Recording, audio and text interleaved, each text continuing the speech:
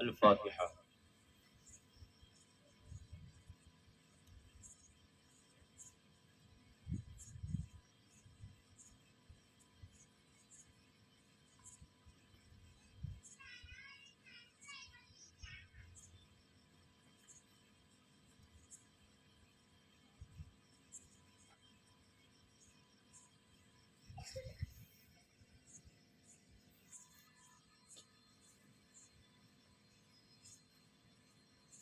إن الله وملائكته يصلون على النبي يا أيها الذين آمنوا صلوا عليه وسلموا تسليما اللهم صل على سيدنا مولانا محمد وآله الكرام وأصحابه بارك وسلم صلاة وسلام عليك يا رسول الله سبحان ربك رب العزة عما يصفون وسلام على المرسلين والحمد لله رب العالمين بحق لا إله إلا الله محمد رسول الله صلى الله عليه وسلم.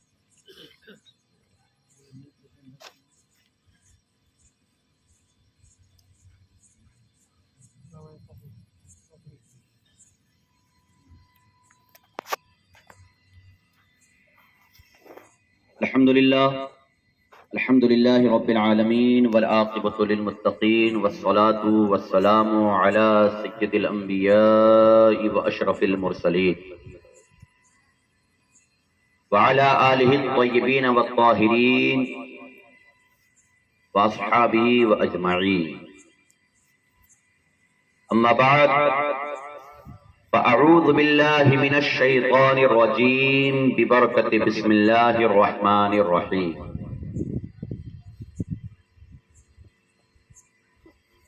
قل يا أيها الناس إني رسول الله إليكم جميعا. صدق الله المولانا العظيم وبلغنا على رسوله النبي الأمين المكين المتين الكريم ونحن على ذلك لمن الشاهدين والشاكرين والذاكرين والحمد لله رب العالمين.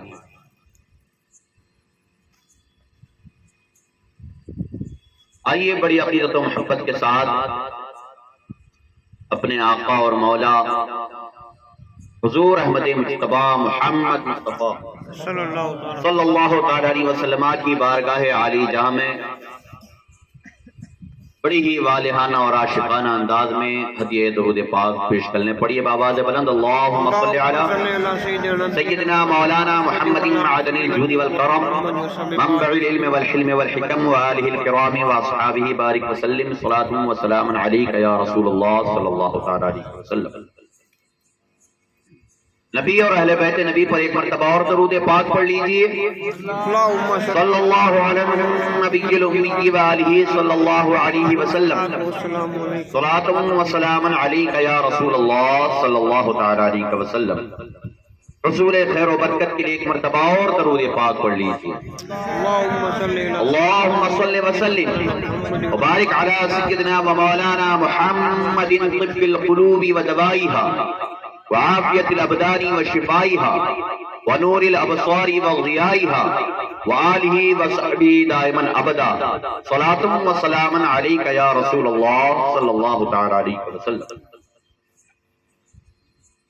ہمارے اور آپ کے امام اہل سنت سیدی سرکار اعلیٰ حضرت الشاہ امام احمد رضا خان علیہ الرحمۃ والرضوان بارگاہ رسالت معاد میں یوں عرض کرتے ہیں کہ وہ کمال حسن حضور ہے کہ گمان نقص جہاں نہیں. وہ کمال حسن حضور ہے کہ گمان نقص جہاں نہیں. یہی پھول خار سے دور ہے یہی شمع ہے کہ دھواں نہیں. دنیا کے کسی بھی باغ میں چلے جائیں, کسی بغیچے میں چلے جائیں, کسی گارڈن میں آپ چلے جائیں, کسی بھی کھیت میں, کسی بھی میدان میں چلے جائیں, آپ کسی بھی پھول کے درخت کو, پودے کو جب آپ دیکھیں گے تو آپ کو پھول کے ساتھ ساتھ اس پودے میں کانٹے بھی نظر آئیں گے. کوئی بھی پھول لے لیجیے,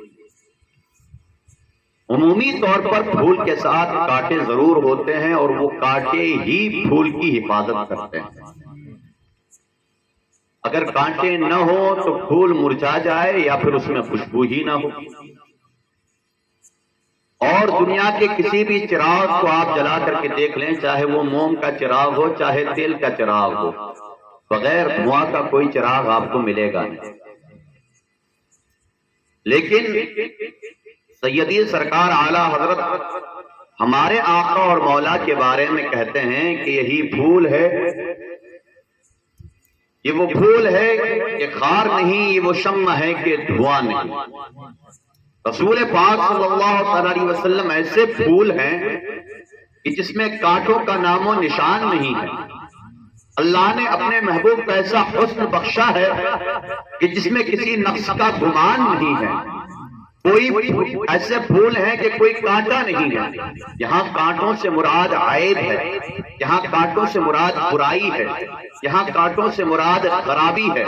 اعلیٰ حضرت کہتے ہیں کہ میرے سرکار کا حسن ایسا ہے، میرے سرکار کی صورت ایسی ہے، میرے سرکار کی سیرت ایسی ہے کہ میرے سرکار کی صورت کو دیکھتے جاؤ یا ان کی سیرت کو دیکھتے جاؤ، آپ صورت میں بھی کوئی خرابی نہیں پائیں گے اور سیرت میں بھی آپ کو کوئی برائی نظر نہیں آئے گی. یہ میرے سرکار کی صورت اور ان کی سیرت کی شان ہے. اور اعلیٰ حضرت کہتے ہیں کہ میں نثار تیرے کلام پر ملی یوں تو کس کو زبان ہے. میں نثار تیرے کلام پر ملی یوں تو کس کو زبان نہیں. وہ سخن ہے جس میں سخن نہ ہو، وہ بیان ہے جس کا بیان ہے. آپ ہم بات کرتے ہیں کہیں پہ، کوئی بھی بات کرتے ہیں کسی دوست سے، اپنے گھر والوں سے، یا کہیں مشورے کی مجلس ہوتی ہے، اپنی رائے رکھتے ہیں، اپنا مشورہ پیش کرتے ہیں، تو عمومی طور پر یہ ہوتا ہے کہ ہم سے زیادہ جو تجربہ کار ہوتا ہے یا ہم سے زیادہ جو علم رکھتا ہے، جس چیز کے بارے میں ہم نے بات کی ہے اس چیز کے بارے میں جو زیادہ نالج رکھتا ہے، زیادہ معلومات رکھتا ہے، کبھی کبھی یوں بھی ہوتا ہے کہ وہ ہماری بات کاٹ دیتا ہے اور ہماری بات پر اپنی بات پیش کرتا ہے. چاہے گھریلو معاملات ہو، چاہے بزنس کے معاملات ہوں، چاہے کاروباری معاملات ہوں، چاہے دوست احباب کے ساتھ ہم کسی مشورے میں بیٹھے ہوں، کسی بھی معاملے میں ہم گفتگو کریں، کبھی ایسا نہیں ہوتا کہ ہم نے کوئی بات کہہ دی ہو اور وہ بات ہمیشہ قبول کر لی گئی. ہاں کبھی کبھی ایسا ہوتا ہے کہ ہماری بات قبول کر لی جاتی ہے، لیکن یہ ہمیشہ نہیں ہوتا. ہر انسان کی زندگی میں ایسا موڑ ضرور آتا ہے کہ اس نے اپنی بات پیش کی، اپنی رائے پیش کی، اپنا مشورہ پیش کیا، لیکن اس فیلڈ میں، اس میدان میں جو اس سے زیادہ تجربہ کار تھا، اس سے زیادہ علم والا تھا، انہوں نے کہا کہ نہیں، آپ جو کہہ رہے ہیں یہ غلط ہے، ایسا نہیں، ایسا. لیکن میرے مصطفیٰ صلی اللہ علیہ وسلم کی بات کرنے کے انداز پہ قربان جائیے، ان کے سخن پہ قربان جائیے، ان کی باتوں پہ قربان جائیے، ان کے مشوروں پہ قربان جائیے، ان کی رائے پہ قربان جائیے، ان کے بیان پہ قربان جائیے، ان کے خطاب پہ قربان جائیے، ان کی گفتگو پہ قربان جائیے، ان کی تقریر پہ قربان جائیے. رسول پاک صلی اللہ علیہ وسلم ظاہری طور پر اس دنیا میں تقریباً 63 سال تک رہے، لیکن کوئی ایسا مقام نظر نہیں آتا، کوئی ایسا موقع نظر نہیں آتا، کوئی ایسی جگہ نہیں آتی، کوئی ایسی سیرت میں ہم کو کوئی واقعہ نظر نہیں آتا کہ مصطفیٰ جان رحمت نے کوئی بات ارشاد فرمائی ہو، کوئی حکم دیا ہو، کوئی فرمان دیا ہو، کہیں تقریر فرمائی ہو، کہیں خطبہ دیا ہو اور مصطفیٰ جان رحمت کو اپنی بات سے رجوع کا موقع آیا ہو، اپنی بات سے پھرنے کا موقع آیا ہو، یا میرے مصطفیٰ نے کوئی ایسا حکم دے دیا ہو کہ اس حکم کو واپس لینے کا موقع آیا ہو، یا میرے مصطفیٰ نے کوئی ایسی بات کی ہو کہ اس سے بڑھ کر کسی صحابی نے یا کسی اور شخص نے اپنی بات پیش کی ہو. گویا کہ میرے مصطفیٰ نے جہاں جس موقع پر جو بات ارشاد فرما دی، ان کی بات حکم الہی کے مطابق اٹل اور مضبوط ہوا کرتی. ابھی تو بریلی کے تاجدار کہتے ہیں کہ میں نثار تیرے کلام پر ملی یوں تو کس کو زبان نہیں، سبھی کو زبان ملی ہوئی ہے، سبھی بات کرتے ہیں، اور انسان کی خصوصیت یہ ہے کہ اس کو نطق و شعور دیا گیا، بات کرنے کے لیے زبان دی گئی، اور اس بات کو پیش کرنے کے لیے شعور دیا گیا۔ یہ انسان کی خصوصیت ہے، سب کو زبان ملی ہے، لیکن میرے مصطفیٰ کا سخن ایسا سخن ہے کہ جس میں دوبارہ آپ کو ایسی باتیں کرتے ہیں کہ جس میں آپ بات نہیں کر سکتے، ایسا بیان کرتے ہیں کہ جس کا کوئی بیان نہیں۔ معزز سامعین کرام، ایک مرتبہ جی لگا کر کے درود پاک پڑھ لیجیے، اللہم صلی علی سیدنا مولانا منبع العلم والحلم والحکم وآلہ الکرام واصحابہ بارک وسلم، صلاۃ و سلام علیک یا رسول اللہ صلی اللہ تعالی علیہ وسلم۔ کل میں بیان کر رہا تھا حضرت آمینہ رضی اللہ تعالی عنہ جب ہمارے حضور کی عمر شریف 6 برس کی تھی، تب وہ اپنے شوہر نامدار حضرت عبداللہ کے قبر مبارک کی زیارت کے لیے مدینہ منورہ جاتی ہے، اور واپسی میں مقام ابوا میں ان کی طبیعت خراب ہو جاتی ہے، اور پھر وہیں پہ ان کا انتقال ہو جاتا ہے۔ حضرت آمینہ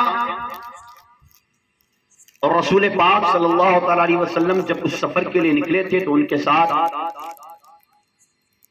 ایک باندی جن کی کنیت ام ایمن اور اصل ان کا نام تھا برکت اصلی نام ہے،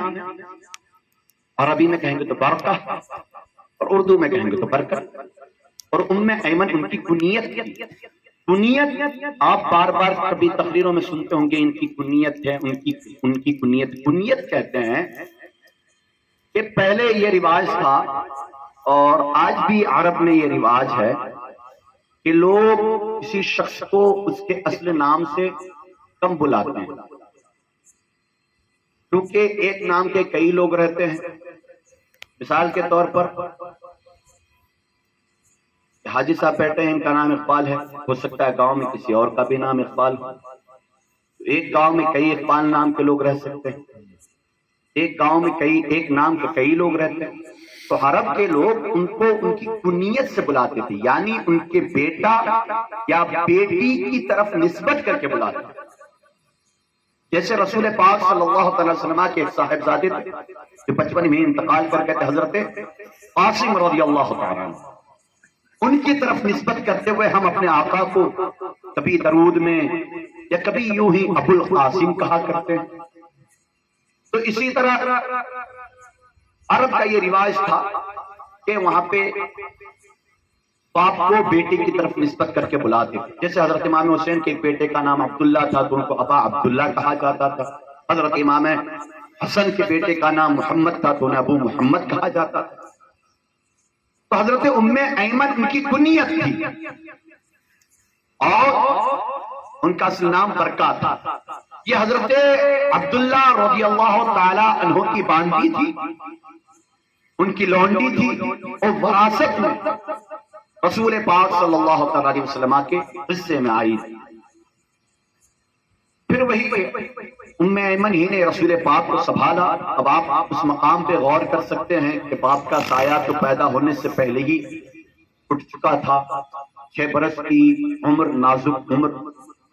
اور اس عمر میں ماں کا سایہ بھی اٹھ گیا۔ پردیس کا عالم اور غریب الوطنی، خاندان کا کوئی فرد وہاں پہ موجود نہیں، ایسے عالم میں رسول پاک صلی اللہ تعالی علیہ وسلم کے دل پر کیا گزری ہوگی، رسول پاک کو کتنی تکلیف پہنچی ہوگی، اس کا اندازہ آپ بخوبی کر سکتے ہیں۔ خیر، حضرت ام ایمن رسول پاک کو لے کر کے مکہ آئی، اور مکہ آنے کے بعد حضرت عبد المطلب کے حوالے کر دیا۔ حضرت عبد المطلب جانتے تھے کہ میرا یہ پوتا بچپن ہی سے یتیم ہے اور ابھی بچپنے کی ہی عمر ہے کہ ماں کا سایہ بھی سب سے اٹھ گیا۔ حضرت عبد المطلب نے بڑے لاڈ اور پیار سے انہیں رکھا، پیار تو پہلے ہی کرتے تھے، رسول پاک کے جو کمالات تھے، ان کی جو عظمتیں تھیں، ان کی جو فضیلتیں تھیں، حضرت عبد المطلب پہلے ہی دیکھ چکے تھے، پیدائش کے وقت سے ہی دیکھتے آ رہے تھے کہ جب یہ بچہ پیدا ہوا تھا کعبہ سجدے میں جھک گیا تھا، کعبے میں موجود بت گر گئے تھے، یہ ساری چیزیں، یہ ساری نشانیاں حضرت عبد المطلب دیکھ چکے تھے، لہٰذا رسول پاک کی بڑی قدر کیا کرتے تھے، بڑی عزت کیا کرتے تھے۔ حتیٰ کہ عالم یہ تھا کہ حضرت عبد المطلب جو کعبے کے متولی تھے اور پورے قبیلہ قریش کے سردار تھے، اور قبیلہ قریش مکہ کا سب سے جانا مانا اور سب سے بڑا قبیلہ مانا جاتا تھا، پورے مکہ شہر میں قبیلہ قریش ہی کی چلتی تھی، اور پھر قبیلہ قریش کا سردار ہونا یہ بہت بڑی بات ہوتی تھی، گویا مکہ کا مرد اول، پورے مکہ کا حاکم، پورے مکہ پہ ان کی چلتی تھی۔ اس لیے حضرت عبد المطلب کی خانہ کعبہ میں ان کی ایک مخصوص بیٹھک، خانہ کعبہ کے سائے میں ان کی ایک مخصوص بیٹھک تھی۔ حضرت عبد المطلب روزانہ صبح کو اپنی بیٹھک میں جاتے تھے اور بیٹھتے تھے، اپنے قبیلے والوں کے معاملات کو سنتے تھے، کوئی معاملہ پیش آتا تھا تو فیصلہ فرماتے تھے، حکم دیتے تھے، اور ان کی بیٹھک، ان کی جو گدی تھی، پورے عرب میں کسی کی مجال نہیں تھی کہ ان کی گدی پہ پاؤں رکھتے، ان کی گدی پہ بیٹھتے، حتیٰ کہ حضرت عبد المطلب کے جو دیگر بیٹے تھے، جناب حارث اور حضرت امیر حمزہ، حضرت عباس وغیرہ، یہ سب، یہ لوگ بھی اس گدی کا احترام کرتے تھے، ادب کرتے تھے، لیکن رسول پاک صلی اللہ علیہ وسلم کی عمر مبارک چھوٹی تھی، 6 برس کی عمر شریف، تو اکثر ایسا ہو جاتا تھا کہ رسول پاک صلی اللہ علیہ وسلم اپنے دادا جان کی گدی پہ چلے جاتے تھے، اور جہاں پہ حضرت عبد المطلب بیٹھا کرتے تھے، رسول پاک خود اس گدی پہ تشریف رکھتے تھے۔ تو ان کے جو چچا لوگ تھے وہ منع کرتے تھے، ارے محمد وہاں سے اٹھو، وہاں نہیں بیٹھنا چاہیے، تمہارے دادا کی گدی ہے، دادا کی گدی پہ نہیں بیٹھنا چاہیے۔ لیکن جب حضرت عبد المطلب دیکھتے تو منع کرتے کہ نہیں، میرے اس پوتے کو روکو مت، میرے اس پوتے کو ٹوکو مت، میری گدی پہ بیٹھنے دو، اگر حقیقتاً دیکھا جائے تو میری جو یہ گدی ہے اور اس گدی کی جو بادشاہت ہے اور اس گدی کی جو عظمت ہے، یہ سب کچھ میرے اس پوتے کی برکت کی وجہ سے۔ رسول پاک صلی اللہ تعالیٰ علیہ وسلم اس گدی میں بیٹھا کرتے تھے اور اپنے دادا جان کے ساتھ وہیں پہ پورا دن گزارا کرتے تھے۔ جب رسول پاک صلی اللہ علیہ وسلم کی عمر مبارک 8 سال ہوئی، حضرت عبد المطلب بھی اس دنیا سے رخصت ہوئے۔ انا للہ و انا الیہ راجعون۔ حضرت عبد المطلب انتقال سے پہلے اپنے اس پیارے چہیتے لاڈلے پوتے سے حضرت جناب ابو طالب کے حوالے کر کے جاتے ہیں۔ جناب ابو طالب اور حضرت عبداللہ رضی اللہ تعالیٰ عنہ، یہ دونوں حضرت عبد المطلب کی جو آخری بیوی تھی، جناب فاطمہ بنت عمرو عائز، ان کی پیٹ سے تھے، ان کے شکم سے۔ حضرت عبد المطلب کے میں نے بیان کیا تھا کہ 10 بیٹے تھے، تو باقی جو بیٹے تھے، حضرت عبد المطلب نے 3 شادیاں کی تھی، پہلے قیلہ یا قبلہ نامی ایک عورت سے شادی کی تھی، اس کے بعد پھر ایک شادی کی، پھر تیسری بار حضرت جناب فاطمہ سے ان کی شادی ہوئی تھی۔ تو باقی جو بیٹے تھے وہ دوسری ماؤں سے تھے، اور جناب ابو طالب جو تھے وہ اور حضرت عبداللہ، یہ دونوں ایک ماں کے پیٹ سے اس دنیا میں تشریف لائے۔ تو حضرت عبد المطلب نے اپنے پیارے پوتے کو، کیونکہ وہ جانتے تھے کہ یہ ابو طالب عبداللہ کے سگے حقیقی بھائی ہیں، ایک ہی ماں کے پیٹ سے دونوں کی ولادت ہوئی ہے، لہٰذا یہ اپنے بھتیجے کی قدر کریں گے، سب سے زیادہ یہی دیکھ بھال کریں گے، سب سے زیادہ انہی کے دل میں قدر اور محبت ہوگی۔ اور دوسری بات یہ بھی تھی کہ جناب ابو طالب اور حضرت عبداللہ کے درمیان جو محبت تھی وہ محبت مثالی محبت تھی۔ جناب ابو طالب کا رجحان پہلے ہی سے اپنے اس یتیم بھتیجے کی طرف تھا، پہلے ہی سے اپنے یتیم بھتیجے سے محبت ظاہر کرتے تھے، ان کی قدر کیا کرتے تھے۔ اس لیے حضرت عبد المطلب نے انتقال سے پہلے جناب ابو طالب کو بلایا اور وصیت کی کہ میرے بیٹے، میں اپنے اس پیارے اور لاڈلے پوتے کو تمہارے حوالے کر کے جا رہا ہوں، اس کی حفاظت کرنا، اس کا خیال رکھنا، جب تک اسے کھلا نہ دو خود مت کھانا، جب تک تم اسے شکم سیر نہ کر دو تب تک نوالے کو ہاتھ مت لگانا، جب تک یہ چین کی نیند نہ سو جائے تم بے فکر ہو کر کے مت سونا، قدم قدم پر اس کی حفاظتیں کرنا، قدم قدم پر اس کا خیال رکھنا، کیونکہ یہ بڑا برکت والا بچہ ہے، یہ بڑی نشانیوں والا بچہ ہے، اور تم جانتے ہی ہو کہ یہودی اہل کتاب اس کے دشمن ہیں، کہیں ایسا نہ ہو کہ تم اس سے غافل ہو جاؤ، تم اس کو کہیں تنہا چھوڑ دو، تم اس کو کہیں تھوڑی دیر کے لیے بھول جاؤ اور اہل کتاب میں سے کوئی اس کو کوئی تکلیف پہنچا دے، کوئی اس کو پریشانی ہو جائے، کوئی اس کو تکلیف پہنچا دے، لہذا اس کا ہمیشہ خیال رکھنا، اس کو تکلیف پہنچانے مت دینا۔ حضرت عبد المطلب اس طرح وصیت کرنے کے بعد وہ اس دار فانی سے دار بقا کی طرف چلے جاتے ہیں، ان کی روح قفس انصری سے پرواز کر جاتی ہے۔ اس کے بعد جناب ابو طالب جیسا کہ حضرت عبد المطلب نے کہا تھا ویسے ہی رسول پاک کی خدمت میں لگے رہتے ہیں، ان کی حفاظت فرماتے ہیں، ان کا خیال رکھتے ہیں، جب تک رسول پاک کو دسترخوان میں حاضر نہیں کر لیتے تب تک کھانے کو ہاتھ نہیں لگاتے۔ اور یوں ہوتا بھی تھا کہ جناب ابو طالب مالی طور پر، پیسوں کے اعتبار سے، دولت کے اعتبار سے تھوڑے سے کمزور تھے، کبھی کبھی یوں بھی ہوتا تھا کہ دسترخوان میں کھانے کی مقدار کم ہوتی تھی، دسترخوان میں غذا کم ہوتی تھی، اور رسول پاک صلی اللہ علیہ وسلم کو جب بلایا جاتا تو اس تھوڑے سے کھانے میں رسول پاک کی وجہ سے اتنی برکت ہو جاتی تھی، اتنی برکت ہو جاتی تھی کہ جناب ابو طالب کے پورے گھر والے شکم سیر ہو کر کے پیٹ بھر کر کے اس تھوڑے سے کھانے کو کھا لیتے تھے۔ اور کبھی یوں بھی ہوتا تھا کہ کھانا زیادہ ہوتا تھا، کھانے کی وافر مقدار ہوتی تھی، رسول پاک صلی اللہ علیہ وسلم کبھی کسی کام سے باہر چلے جاتے، ادھر جناب ابو طالب کے جو اولادیں تھیں، ان کے جو بیٹے بیٹیاں تھیں، وہ کھانے کو ہاتھ لگا دیتی تھی، وہ کھانا شروع کر دیتی تھی، تو قدرت کا منظر دیکھیے کہ کبھی کم کھانا ہوتا تھا تو برکت اتنی ہوتی تھی کہ پورے گھر والے شکم سیر ہو جاتے تھے، اور آج زیادہ کھانا تھا، کبھی زیادہ کھانا ہوتا تھا، وافر مقدار میں ہوتا تھا، اور اگر رسول پاک کے بغیر کھانا شروع کر دیتے تھے تو کھانے کی برکت ختم ہو جاتی تھی، کھانا کھاتے تھے لیکن پیٹ بھرتا نہیں تھا، شکم سیری نہیں ہوتی تھی، سیرابی نہیں ہوتی تھی۔ اسی لیے جناب ابو طالب نے اپنے پورے گھر والوں کو حکم دے رکھا تھا، نصیحت کر رکھی تھی کہ کھانے سے پہلے محمد عربی کو ضرور یاد کر لینا، ان کو دسترخوان میں ضرور حاضر کر لینا۔ غرض کے رسول پاک صلی اللہ علیہ وسلم کا ہر طریقے سے انہوں نے خیال رکھا۔ جب رسول پاک صلی اللہ علیہ وسلم کی عمر مبارک تقریباً 10 سال ہوئی تو انہوں نے دیکھا کہ میرے چچا ابو طالب بہت ہی غریب ہیں، مالی اعتبار سے غریب ہیں، ان کے پاس اتنے دولت نہیں ہے، اور ان کی اولاد زیادہ ہے، ان کی بیٹا بیٹی زیادہ ہے، ان کے گھر کا خرچہ زیادہ ہے، کبھی گھر میں کھانے کو کچھ ہوتا ہے اور کبھی روکا سکائی گزارا کر لینا پڑتا ہے۔ اس لیے رسول پاک صلی اللہ علیہ وسلم نے سوچا کہ میں کوئی ایسا کام کروں کہ میں اپنے چچا کی مدد کر سکوں۔ رسول پاک صلی اللہ علیہ وسلم کی خودداری اور ان کی غیرت کو گوارا نہ ہوا کہ میں اپنے چچا پر بوجھ بن کے رہوں۔ اب میں جوان ہو چکا ہوں، اب میں بڑا ہو چکا ہوں، اب میں اپنے چچا کی مدد کر سکتا ہوں، لہٰذا مجھے میرے چچا کی مدد کرنی چاہیے۔ رسول پاک صلی اللہ علیہ وسلم نے مکہ والوں کی بکریوں کو مکہ کے میدان میں چرانا شروع کر دیا، بکریاں چرانا شروع کر دیا، اور ان بکریوں سے جو کچھ بھی انہیں بکریاں چرانے کے عوض میں جو بدلہ ملتا تھا، جو ان کو رقم ملتی تھی، وہ رقم اپنے چچا کو لے جا کر کے دے دیتے تھے۔ چنانچہ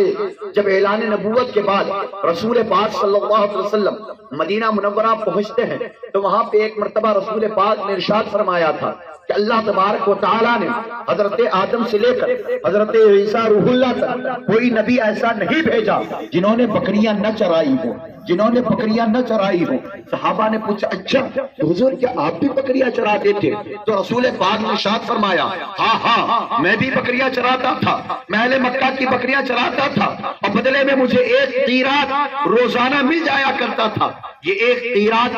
درہم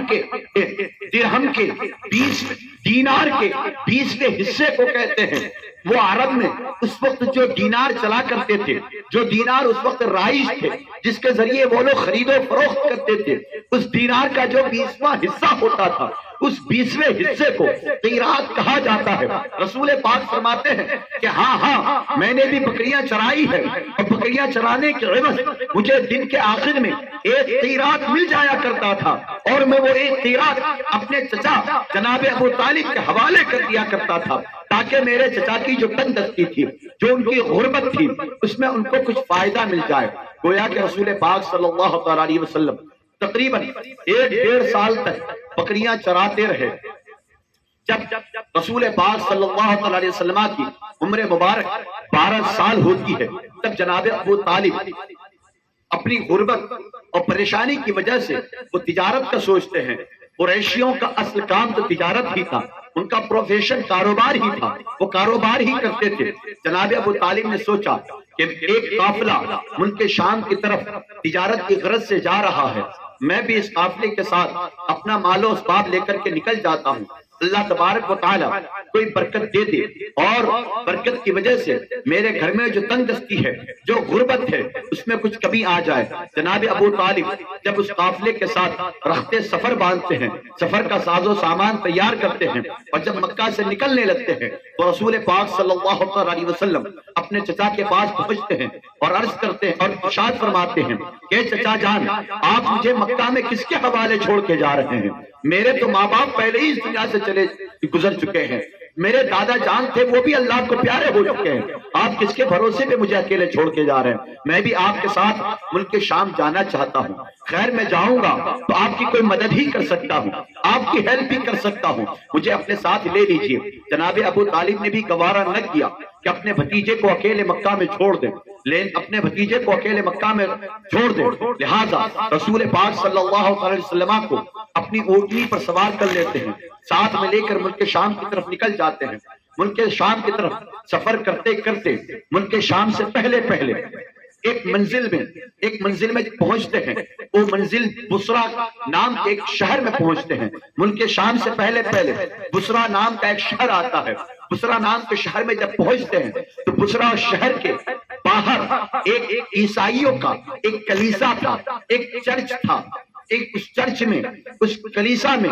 مسافروں کے رہنے کے لیے جگہ بنی ہوئی تھی، کمرے بنے ہوئے تھے۔ اکثر مسافر جو شام کی طرف سفر کرتے تھے اور بصرہ میں رکتے تھے تو اسی کلیسا میں رکتے تھے، اسی چرچ میں رکتے تھے۔ اس چرچ میں مسافروں کے رکنے کا انتظام کیا ہوا تھا، اکثر مسافر وہاں پہ رکا کرتے تھے۔ تو جناب ابو طالب کا جو قافلہ تھا، انہوں نے بھی سوچا کہ اب یہاں پہ شام ہو گئی ہے، لہٰذا ہمیں اس چرچ میں رک جانا چاہیے، اس کلیسا میں رات کو آرام کر لینا چاہیے، اور جب صبح ہوگی تب آگے بڑھا جائے گا۔ جناب ابو طالب اور ان کے قافلہ والے اس کلیسا میں رکتے ہیں، اس چرچ میں اترتے ہیں، اترنے کے بعد اپنے اونٹوں سے خیموں کو نکالتے ہیں، ساز و سامان کو اتارتے ہیں۔ اس کلیسا میں ایک راہب تھا، اس کلیسا میں ایک پادری تھا، عیسائیوں کا دھرم گرو تھا، اس کا نام تو جرجیس تھا، لیکن بحیرہ کے نام سے وہ پورے ملک شام اور پورے شہر بصرہ میں مشہور تھا۔ بحیرہ راہب اس کو کہا جاتا تھا، اصل نام اس کا جرجیس تھا۔ وہ اس کی ایک عادت تھی، اس کا ایک طریقہ تھا کہ کوئی بھی قافلہ جب اس کے کلیسا میں، اس چرچ میں اترتا تھا تو وہ قافلہ والوں کے پاس پہنچتا تھا اور ہر قافلہ والے کو غور سے دیکھتا تھا، کسی سے کوئی بات نہیں کرتا تھا، کسی سے کوئی گفتگو نہیں کرتا تھا، ایک ایک کے چہرے کو غور سے دیکھتا تھا، اور دیکھنے کے بعد واپس اپنے کمرے میں چلا جاتا تھا۔ اور اس کا یہ طریقہ تھا کہ وہ کبھی کسی سے گفتگو نہیں کرتا تھا، کبھی کسی سے کوئی بات جلدی کرتا نہیں تھا، کسی سے زیادہ لین دین والا معاملہ نہیں کرتا تھا۔ وہ رہتا تھا، اس کا کمرہ رہتا تھا، اس کی کتابیں رہتی تھی، وہ اپنی ہی دنیا میں مست رہتا تھا، بس قافلہ والوں کے چہروں کو دیکھنا اس کی یہ ایک عادت تھی۔ جس روز رسول پاک صلی اللہ تعالی علیہ وسلم اور ان کا قافلہ اس کلیسا میں اترتا ہے تو حسب عادت معمول کے مطابق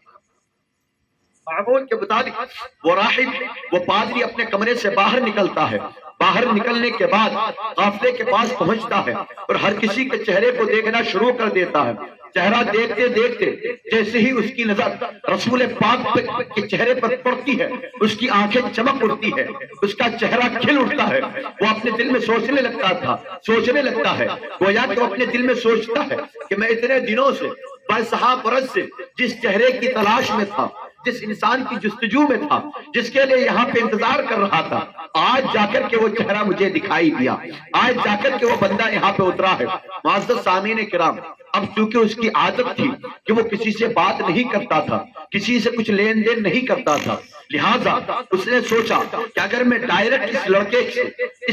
اس بچے سے اس لڑکے سے بات کرنا شروع کر دوں تو ہو سکتا ہے کہ لوگ اچنبے میں پڑ جائیں، لوگ تعجب میں پڑ جائیں، لہٰذا اس نے ڈائریکٹ بات شروع نہیں کی۔ اس نے اس قافلے کے لوگوں سے کہا کہ تمہارا امیر کون ہے، اس قافلے کا سالار کون ہے، اس قافلے کا امیر کون ہے، میں اس سے ملنا چاہتا ہوں، میں اس سے بات کرنا چاہتا ہوں۔ لوگوں نے اشارہ کیا، جو قافلے کا امیر تھا، جو اس قافلے کا جو سالار تھا، جو اس قافلے کا گائیڈ تھا، اس کے پاس وہ پادری جاتا ہے، بحیرہ راہب جاتا ہے اور کہتا ہے جناب والا، میں آپ کے قافلہ والوں کی آج رات کو میری طرف سے دعوت کرنا چاہتا ہوں، آپ لوگ آج رات کا کھانا میری طرف سے اس کلیسا میں کھائیں، اس چرچ میں کھائیں۔ قافلہ والے بڑے حیران ہوتے ہیں اور کہتے ہیں کہ جناب اس سے پہلے بھی ہم یہاں پہ آ چکے ہیں، اس سے پہلے بھی ادھر سے ہمارا قافلہ گزر چکا ہے، اس سے پہلے بھی ہم ادھر سے سفر کر چکے ہیں، آج تک کبھی آپ نے ہماری دعوت نہیں کی، دعوت تو دور کی بات، آپ کبھی ہم سے بات تک نہیں کی، آپ ہم سے کبھی گفتگو بھی نہیں کی، اور آج آپ ڈائریکٹ ہماری دعوت کر رہے ہیں، ہمیں کھانا کھلانا چاہ رہے ہیں، معاملہ کیا ہے؟ اس راہب نے کہا کہ میری خواہش ہے کہ میں آپ لوگوں کو کھانا کھلاؤں، کوئی معاملہ نہیں ہے، کوئی عجیب بات نہیں ہے، بلکہ آج میرے دل نے کہا کہ میں اس قافلے والے کے لیے ضیافت کروں، ان کی دعوت کروں، لہٰذا میں آپ کی دعوت کر رہا ہوں، آپ آئیں اور رات کا کھانا میرے ساتھ میرے کلیسا میں کھائیں، میرے چرچ میں کھائیں۔ قافلہ والوں نے دعوت قبول کر لی۔ دعوت قبول کرنے کے بعد رات ہوتی ہے، جب کھانے کا وقت ہوتا ہے تو جناب ابو طالب رسول پاک صلی اللہ علیہ وسلم سے کہتے ہیں کہ بیٹا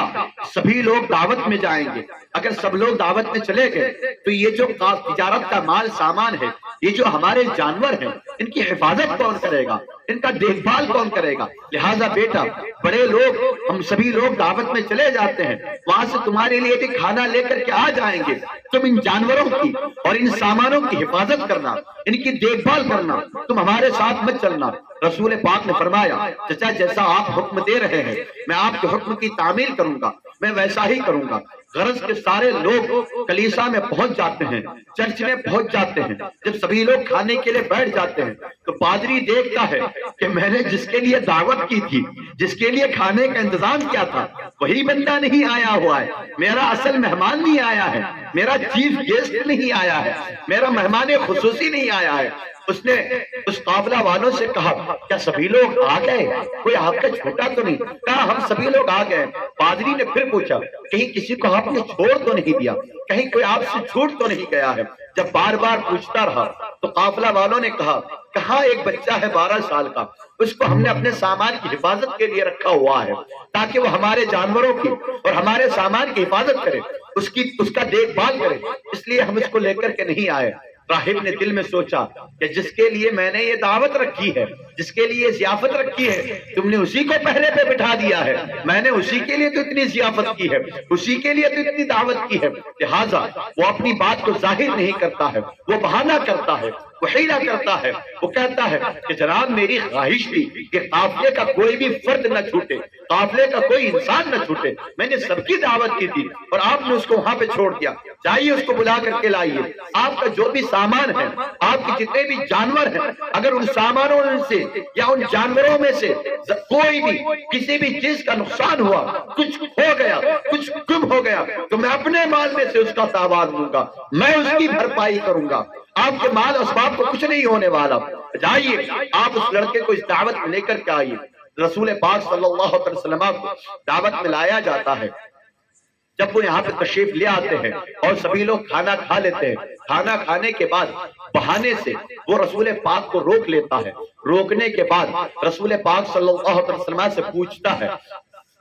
کہ میں تم کو لات و عزا کی قسم دے کر کے کچھ پوچھنا چاہتا ہوں، جو بھی پوچھوں تم سچ سچ اس کا جواب دینا۔ اللہ اکبر کبیرہ۔ جیسے ہی اس نے لات و عزا کا نام لیا، یہ لات اور عزا کعبے کے بڑے بتوں کے نام تھے۔ پورے مکہ شہر میں لات و عزا کی پوجا کی جاتی تھی۔ جس طرح ہمارے یہاں پہ کچھ بت مشہور ہیں، اسی طرح وہاں پہ لات اور عزا مشہور تھے۔ وہ ان کی بڑی عقیدت کے ساتھ پوجا کیا کرتے تھے۔ مکہ والے اس کی پرستش کیا کرتے تھے، ان کو خدا مانا کرتے تھے۔ لہذا بحیرہ راہب نے آزمانے کے لیے پہلے لات و عزا کی قسم دی اور کہا کہ میں آپ کو لات و عزا کی قسم دے کر پوچھتا ہوں کہ جو بھی آپ سے پوچھوں کیا آپ اس کا صحیح جواب دیں گے۔ جیسے ہی اس نے لات و عزا کا نام لیا، رسول پاک نے چھوٹ کر فرمایا، ہرگز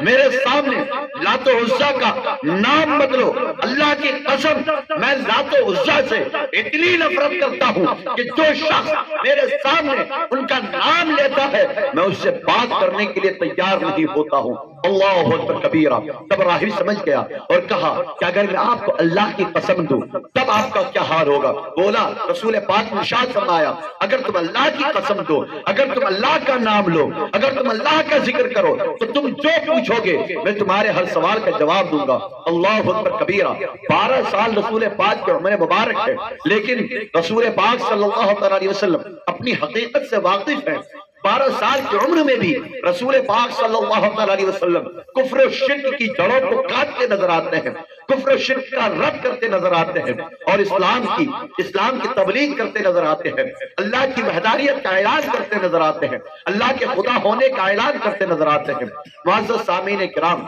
بحیرہ راہب نے رسول پاک صلی اللہ علیہ وسلم سے کچھ سوالات پوچھے۔ مثلا آپ نیند کی حالت میں جو خواب دیکھتے ہیں ان خواب کی کیفیات کیا ہوتی ہے، آپ کو نیند کس طرح آتی ہے، آپ بیدار ہوتے ہیں تو اپنی کیا حالت پاتے ہیں۔ اس کو جو پوچھنا تھا اس نے سوالات پوچھے۔ سوالات پوچھنے کے بعد اس نے رسول پاک سے عرض کیا کہ میں آپ کی پشت مبارک کو دیکھنا چاہتا ہوں، کیا آپ اپنی قمیض مبارک ذرا سا اوپر اٹھائیں گے تاکہ میں آپ کے پشت مبارک کی، آپ کے پیٹھ کی زیارت کر سکوں، آپ کے پیٹھ کو دیکھ سکوں۔ رسول پاک نے فرمایا کہ کوئی مذائقہ نہیں ہے۔ رسول پاک نے اپنی قمیص مبارک اپنے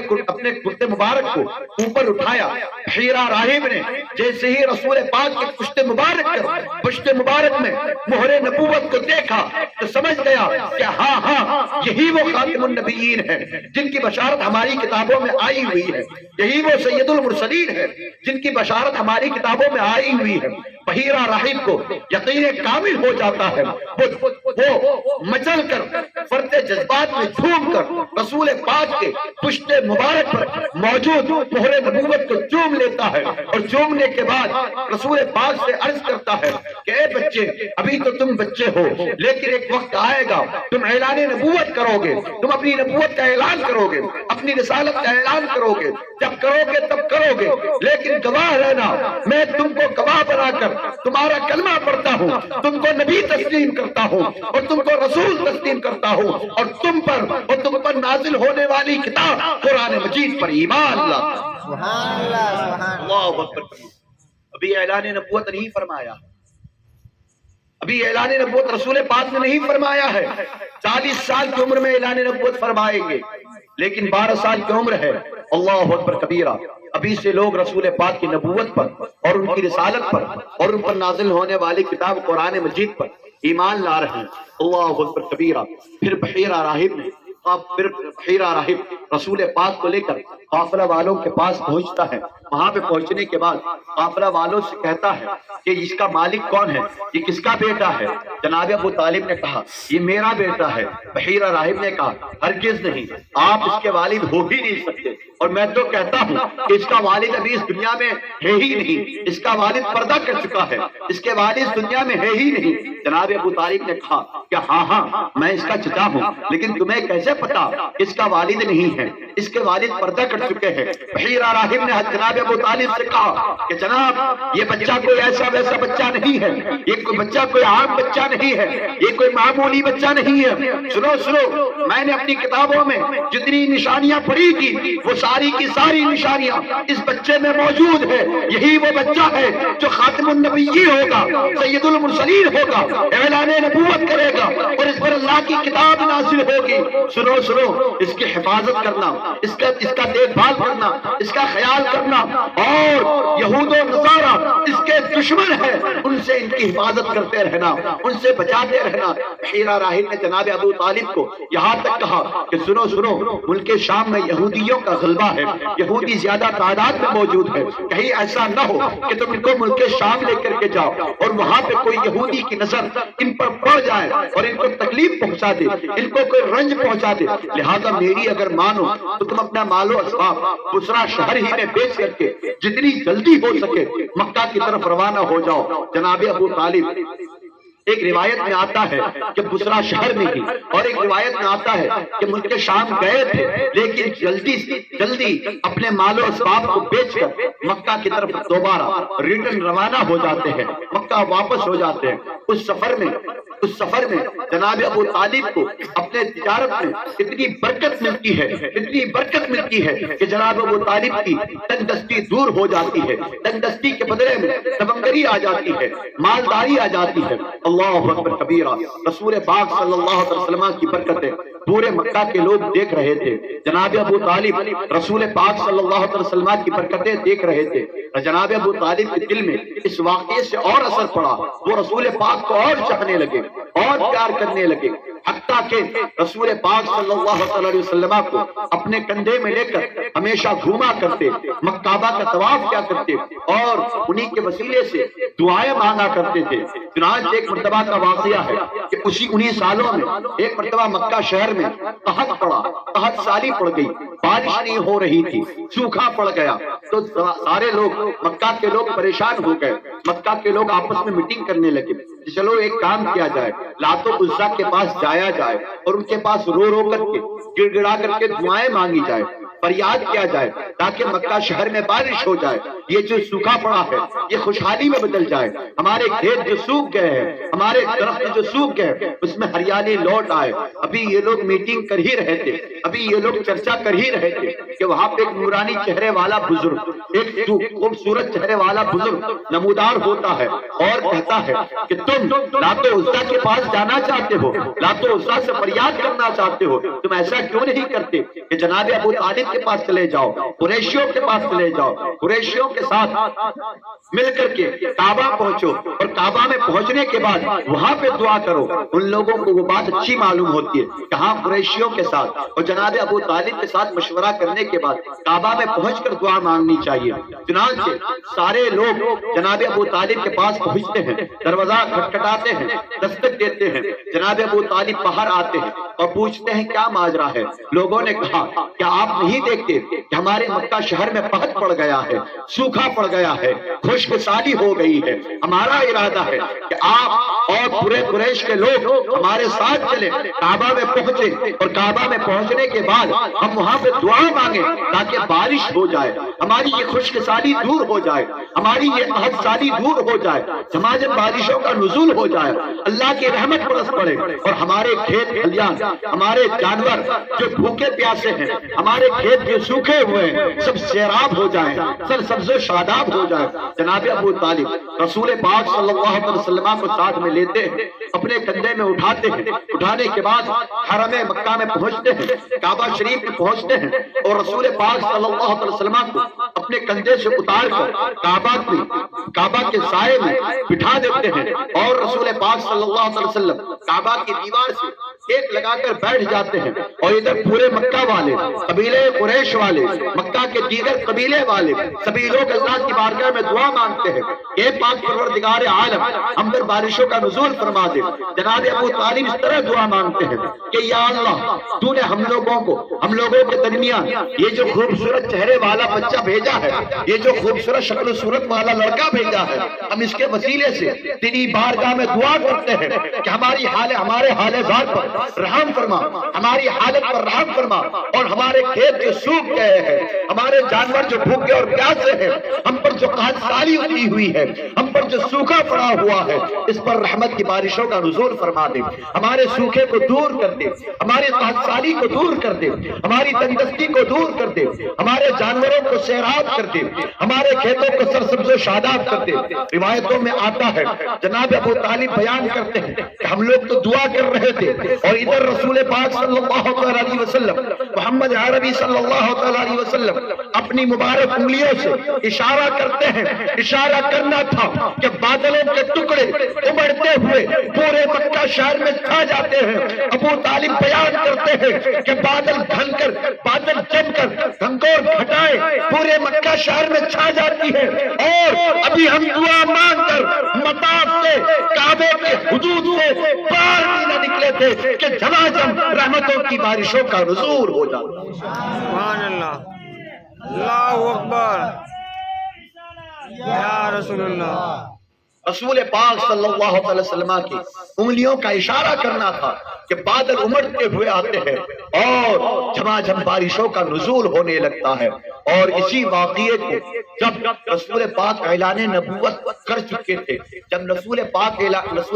اعلان نبوت فرمایا اور قریش مکہ نے رسول پاک کو ستانا شروع کیا، ان کو تکلیف پہنچانا شروع کیا، تب جناب ابو طالب نے اپنے قصیدے میں اس واقعے کو بیان کیا تھا اور قریش سے کہا تھا، اے قریشیو، تم میرے بھتیجے کو تکلیف پہنچاتے ہو، تم میرے بھتیجے کو رنج پہنچاتے ہو، تم میرے بھتیجے محمد کو ستاتے ہو، کیا تم نے نہیں دیکھا کہ جب تم پر سوکھا پڑا ہوا تھا، جب تم پر قحط سالی پڑی ہوئی تھی، جب خشک سالی پڑی ہوئی تھی، جب تمہارے جانور سوکھ گئے تھے، جب تمہارے کھیت سوکھ گئے تھے، تب تم نے ان کے وسیلے سے دعائیں مانگی تھی، اور ان کے وسیلے سے اللہ تبارک و تعالیٰ نے رحمتوں کی بارشوں کا نزول فرمایا تھا، جس کی وجہ سے تمہاری خشک سالی دور ہو گئی تھی، تمہارے جانور سیراب ہو گئے تھے، اور تمہاری کھیت سرسبز و شاداب ہو گئے۔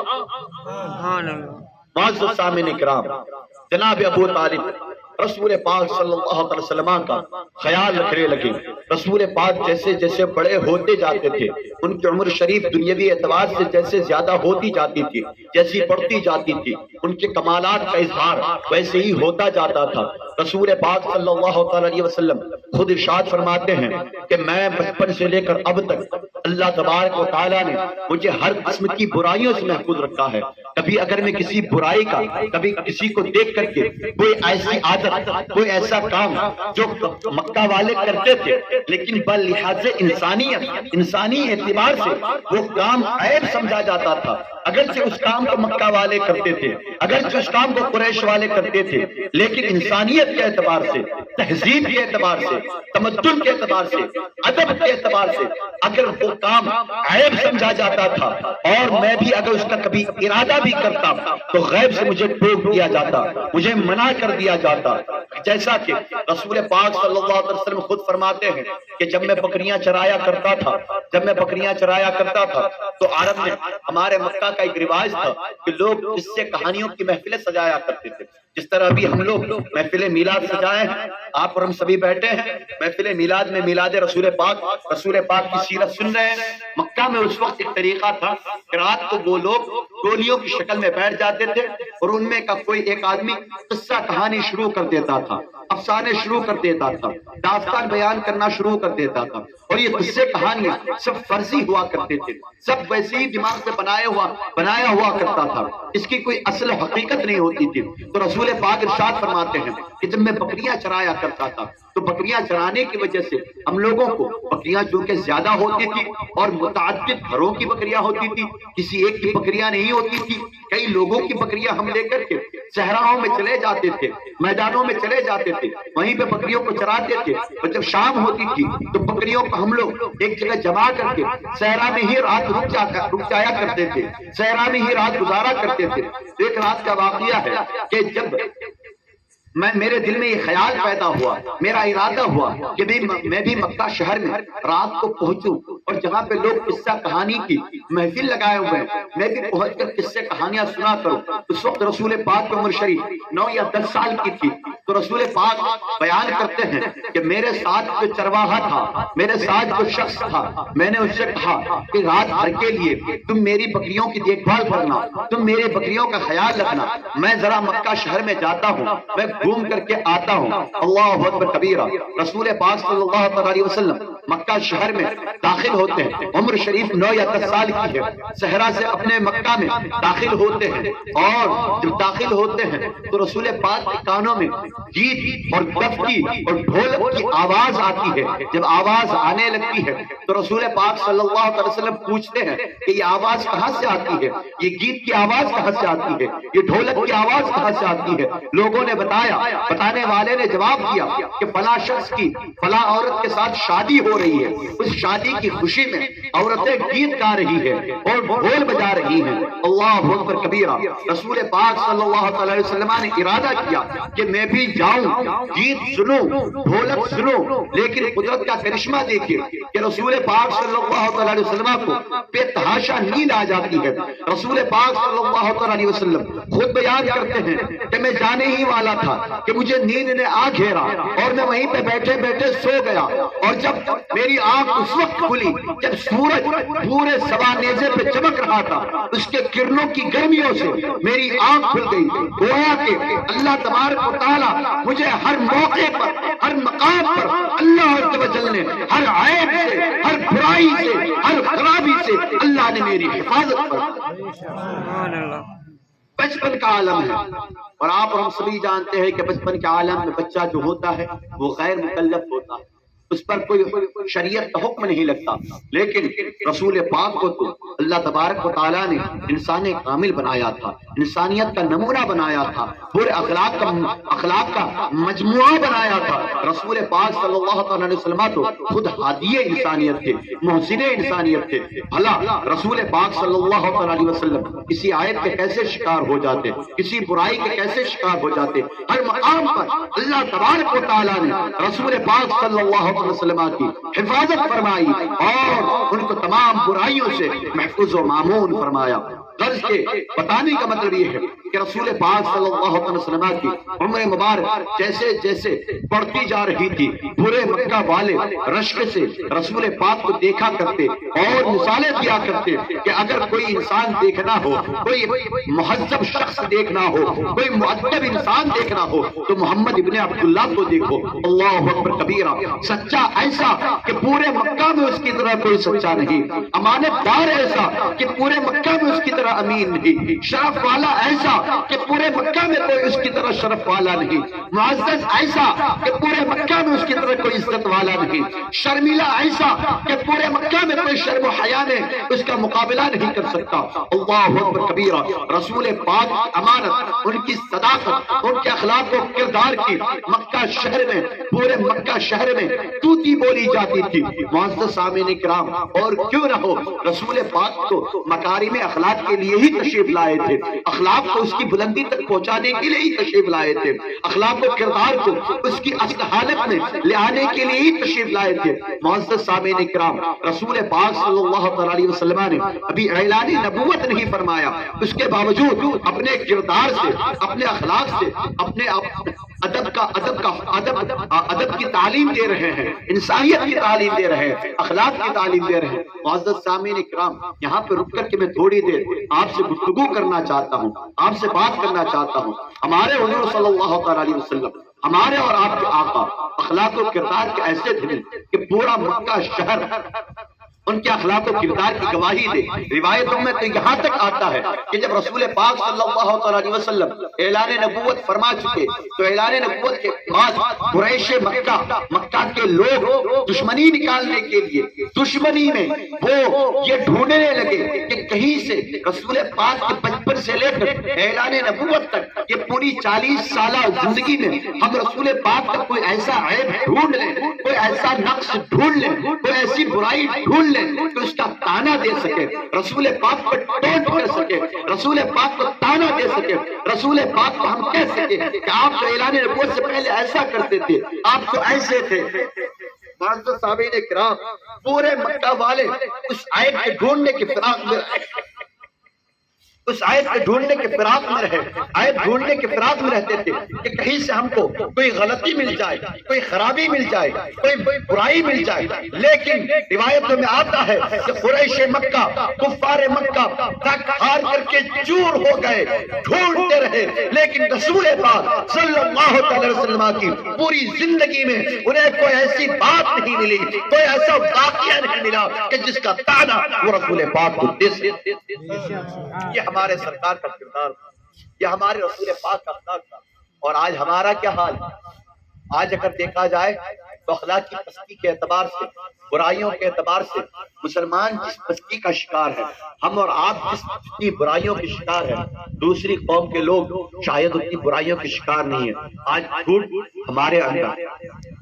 آج جوا ہمارے اندر، آج شراب نوشی زیادہ ہمارے اندر، آج تجارت میں دھوکہ ہمارے اندر، زیادہ منافع خوری ہمارے اندر، عیب جوئی ہمارے اندر، الزام لگانا ہمارے اندر، دوسروں پر تہمتیں باندھنا ہمارے اندر، دوسروں کی غیبتیں کرنا ہمارے اندر، دوسروں کی چغلی کرنا ہمارے اندر۔ غرض کہ دنیا میں جتنی برائیاں ہیں، جتنی خرافاتیں ہیں، جتنے عیب ہیں، ہر عیب اور ہر برائی کا شکار مسلمان ہے۔ معزز سامعین کرام، کسی کے اندر غیبت کی برائی ہے، کسی کے اندر چوری کی برائی ہے، کوئی دارو پی رہا ہے، کوئی جوا کھیل رہا ہے، کوئی لوٹری نکال رہا ہے، کوئی دھندے میں ڈنڈی مار رہا ہے، کوئی کہیں پہ ملاوٹ کر رہا ہے۔ ہر برائی ہمارے اندر موجود ہے۔ کچھ نہیں تو ہم لوگوں سے ایک دوسرے سے حسد کر رہے ہیں، ایک دوسرے سے جل رہے ہیں، ایک دوسرے کی برائیاں کر رہے ہیں، ایک دوسرے کی شکایتیں کر رہے ہیں۔ جہاں پہ 4 لوگ اکٹھے ہم لوگ ہو گئے، ہم کسی 5ویں کی گفتگو شروع کر دیتے ہیں۔ جہاں پہ 2 لوگ اکٹھے ہو گئے، تیسرے کی گفتگو شروع ہو جاتی ہے۔ دو آدمی آپس میں ایک دوسرے کی گفتگو نہیں کرتے کہ آپ کیسے ہیں، آپ کے گھر میں سب اچھا ہے نا، نہیں، جہاں 2 آدمی موجود ہوئے تیسرے کی گفتگو ہو رہی ہے۔ ارے بھائی تیسرے کی گفتگو کیوں کرتے ہو؟ وہ تو تمہارے پاس آیا بھی نہیں ہے، وہ موجود ہی نہیں ہے، خامخواہ اس کی باتیں کر رہو۔ ایک دوسرے کی خبر خیریت لو، ایک دوسرے کی پریشانی سنو، ایک دوسرے کی پریشانی کو اور مشکل کو سن کر کے اسے دور کرنے کی، اسے مٹانے کی کوشش کیا کرو۔ یہ کیا کہ جہاں 4 آدمی اکٹھے ہو گئے، 5ویں کی برائی شروع کر دی، 5ویں کی غیبت شروع کر دی۔ معزز سامعین کرام، یہ غیبت کی بیماری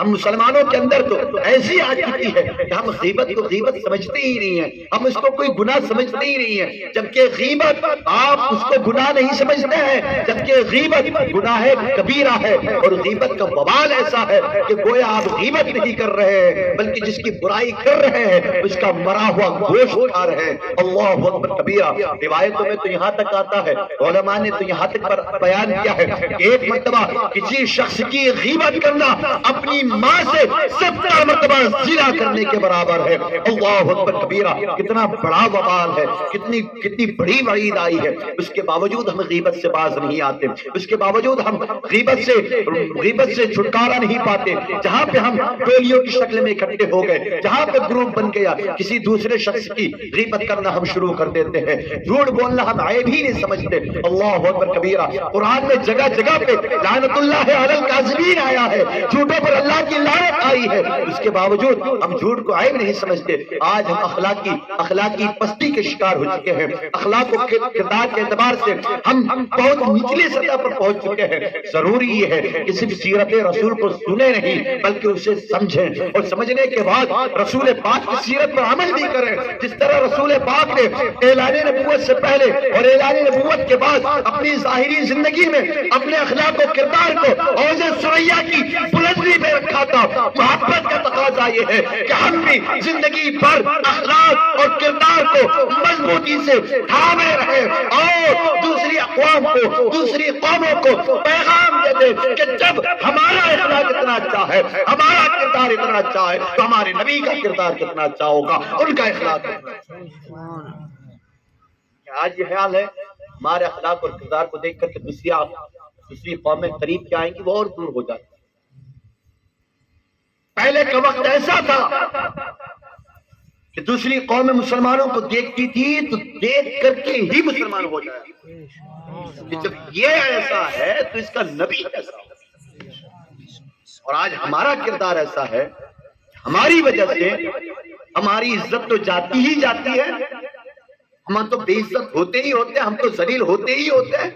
ہمارے ساتھ ساتھ ہم اپنے مذہب کی بھی ذلت کروا دیتے ہیں، اپنے مذہب کو بھی بدنام کر دیتے ہیں۔ دوسرے کی نظر میں ہمارے اسلام کی بھی توقیر گھٹا دیتے ہیں۔ معزز سامعین کرام، یہ غیر قومیں یہ اسلام کا مطالعہ نہیں کرنے والی، یہ کبھی قرآن کو نہیں پڑھنے والی، یہ کبھی حدیث کو نہیں دیکھنے والے، یہ کبھی ہماری سیرت کی کتابوں کو نہیں دیکھنے والے، یہ کبھی ہماری بڑی بڑی کتابوں کو، لٹریچروں کو، میگزین کو نہیں پڑھنے والے۔ ان کے پاس نہ اتنا وقت ہے، نہ ان کو شوق ہے، اور ان کے کچھ تعصب کی وجہ سے بھی یہ لوگ ہماری کتابوں کو نہیں پڑھیں گے۔ یہ اگر دیکھیں گے اور پڑھیں گے تو آپ کو دیکھیں گے، آپ کو پڑھیں گے۔ لہٰذا آپ کا فرض بنتا ہے کہ اپنے اخلاق اور کردار کو ایسا سنوار کے رکھیں، کھلی کتاب کی طرح رکھیں کہ وہ ہمارے قرآن کو پڑھیں نہ پڑھیں، ہمارے رسول پاک کے حدیث کی طرف ان کی نظر پہنچے نہ پہنچے، ہماری کتابوں کی طرف ان کی نگاہ پڑے نہ پڑے، وہ آپ کو دیکھ لیں اور اسلام کے گروے داں ہو جائیں، اسلام کے عاشق ہو جائیں۔ اپنے اخلاق اور کردار کو ایسا مضبوط کیجیے۔ یہ جو برائیاں کر رہے ہیں، یہ جو خرابیاں ہمارے اندر آئی ہیں، اس کو آہستہ آہستہ دور کرنے کی کوشش کیجیے۔ معزز سامعین کرام، میں آگے بڑھوں اس سے پہلے ایک چیز اور، کیونکہ عید میلاد النبی کی محفل ہے،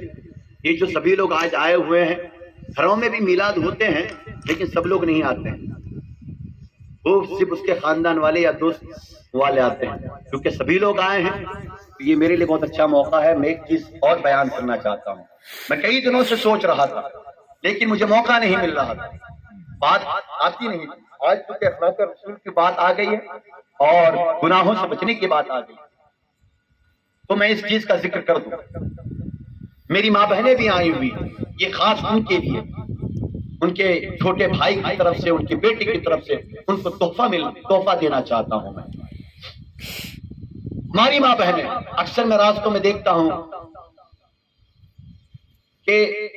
ٹھیک ہے کھیتی باڑی کا اور گھر کا کام کاج کرتے ہیں اور اس میں کبھی کبھی بے احتیاطی ہو جاتی ہے، لیکن میری ماں بہنوں سے گزارش کرنا چاہوں گا کہ جب پردے کا حکم آیا تھا تو وہ حکم عام مسلمانوں کے لیے نہیں بلکہ رسول پاک صلی اللہ علیہ وسلم کی ازواج مطہرات کے لیے آیا، ہم مومنوں کی مانگ کے لیے آیا تھا۔ یہ جو پردے والی آیت اتری تھی، پردے والی آیت جب اتری تھی تو اس کا شان نزول یہ ہے کہ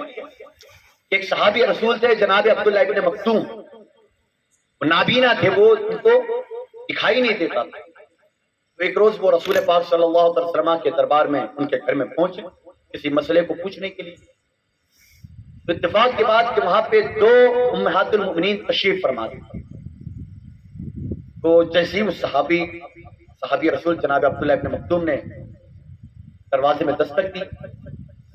رسول پاک نے اپنے ازواج مطہرات کو کہا کہ تم لوگ پردے کے اندر چلی جاؤ۔ تو ان ازواج مطہرات نے کہا کہ سرکار،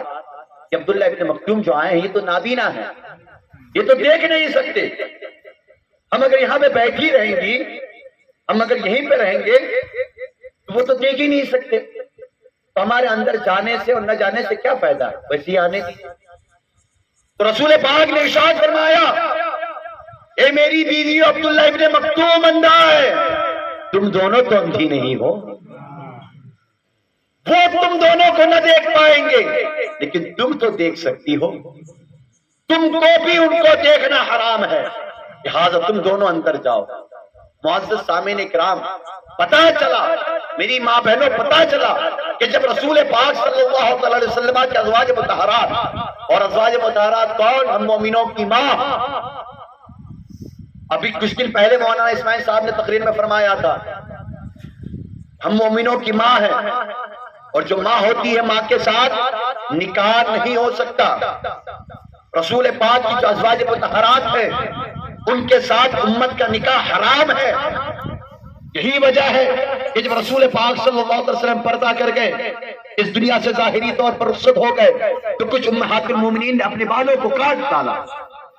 جب صحابیوں نے پوچھا کہ آپ نے ایسا کیوں کیا تو کہا کہ جب تک رسول پاک صلی اللہ علیہ وسلم تھے ہمیں زیب و زینت بناؤ اور سنگار کی سجنے سورنے کی ضرورت تھی. اب وہ اس دنیا سے تشریف لے جا چکے ہیں, اب ہمیں کسی زیب و زینت کی ضرورت نہیں ہے, اب ہمیں بناؤ سنگار کی ضرورت نہیں ہے, ہم ساری امت کے لیے حرام ہو چکی ہے. تو جب پورے صحابہ کو معلوم تھا کہ ہماری مائیں ہیں اور شریعت میں ان کے ساتھ نکاح حرام ہے, اس کے باوجود ان کے پردے کا حکم آیا. اور پھر صحابہ کرام جیسے صالح, متقی, پرہیزگار, ان کی طرح نیک کون ہو سکتا ہے؟ آپ زندگی بھر عبادت کرتے رہیے,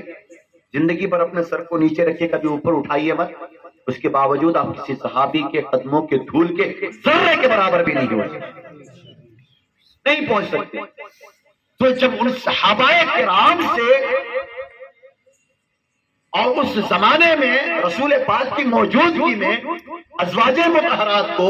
مسلمانوں کی عورتوں کو پردے کا حکم دیا گیا تھا, تو آج تو فتنوں کا دور ہے, آج تو نظر نظر میں برائیاں ہیں, آج تو نگاہ نگاہ میں گناہ ہے,